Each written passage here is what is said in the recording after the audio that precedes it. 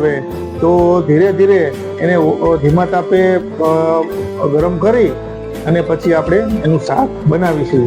આપણી પાસે શાક જે ભરેલા બટેટા, ભરેલા રીંગણા એ તો રેડી બફાઈને તૈયાર જ હતા.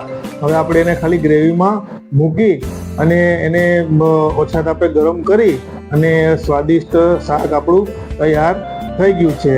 તો ધીરે ધીરે હવે બધા છોકરાઓને પણ ભૂખ લાગી છે અને તીર્થ ને મહર્ષિ ને હર્ષલ ને બધા સમસી ને બધા એમ કહે છે કે હવે બધાને ભૂખ લાગી છે.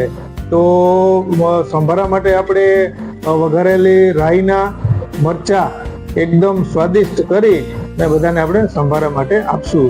જો આ પૂર્વીબેન છે ને, પૂર્વીબેન પંડ્યા, એ ધીરે ધીરે છે ને હવે સલાડ તૈયાર કરે છે ડુંગળી ને ટમેટાનું. જો પૂજા એમ કે છે કે રોટલા ને ભાખરી બધું અપ ટુ ડેટ તૈયાર છે, બધાય જમવા માટે આવી જ જાઓ તમે. બધાના પેટમાં છે ને કુકડા બોલે છે.